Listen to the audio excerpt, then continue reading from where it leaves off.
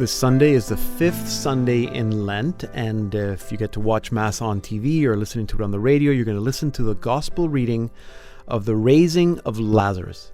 Now, I've heard or read the story of the Raising of Lazarus so many times, and I usually focus on the end, on the actual raising of Lazarus, the miracle part, because this is Jesus' last miracle in the Gospel of John.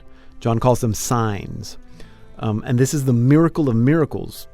Walking on water, multiplying bread, turning water into wine, healing the sick. I mean, those are nothing compared to raising the dead. No one had ever heard of a dead man coming back to life. And this is also the miracle that got Jesus killed.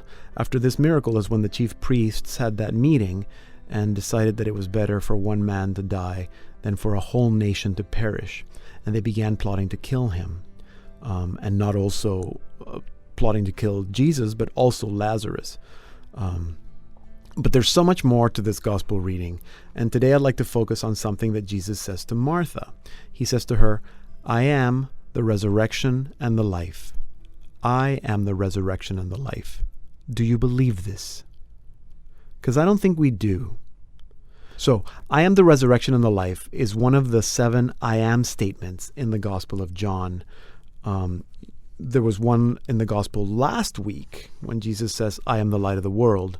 And then after Trinity Sunday on Corpus Christi, we're going to hear, I am the bread of life. On Good Shepherd Sunday, we hear, I am the good shepherd. Okay, so we're familiar with all those. There's also, I am the gate. I am the way, the truth, and the life. I am the true vine. I am the resurrection and the life, which is the one today. And this is significant because I am is the name of God. When God appears to Moses in the burning bush and sends him off to Pharaoh, Moses asks him, who should I say sent me? And God says, tell him that I am sent you.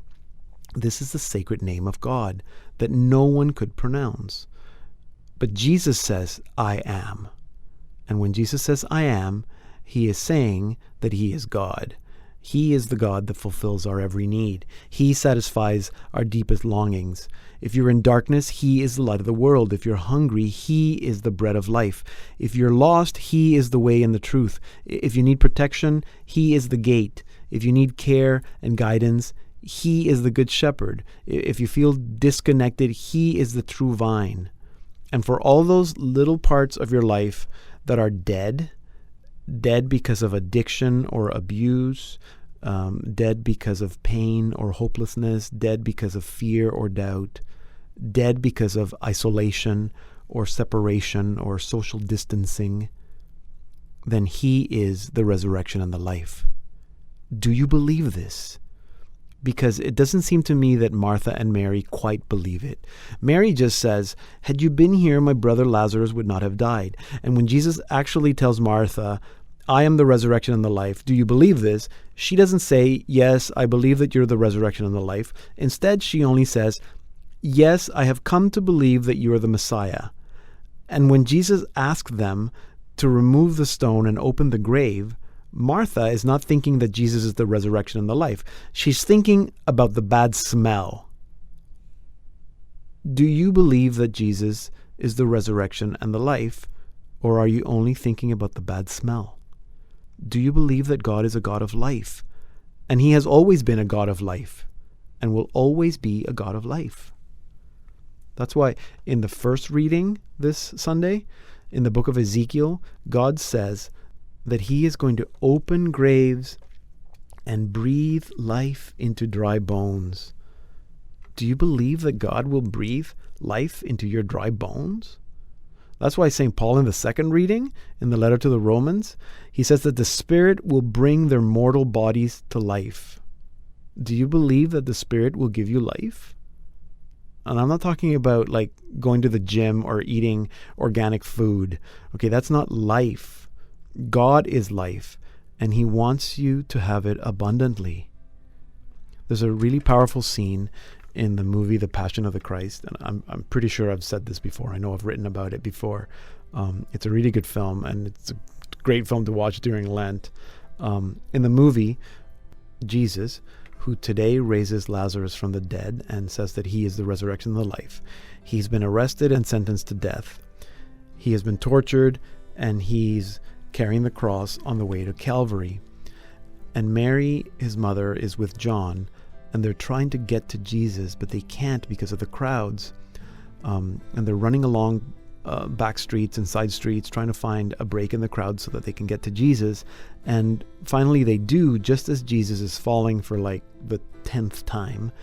And as Jesus falls under the weight of the cross, Mary gets to him and she holds his face in her hands, and he looks up to her, and his face is all bloodied and swollen, and he says, "See, Mother, I make all things new."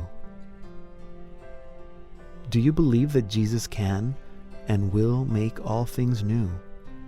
Not some things, but all things. Not sometimes, but always.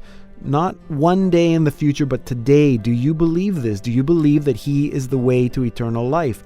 Our hope is not to be Lazarus who was brought back to this life, or to be people who never die, as Martha and Mary wish Jesus would have prevented Lazarus from dying. Our hope is life eternal, everlasting life, abundant life, in heaven. Do you believe that Jesus is the resurrection and the life? Do you believe that he makes all things new?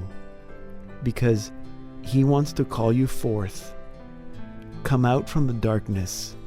He wants to untie you and set you free.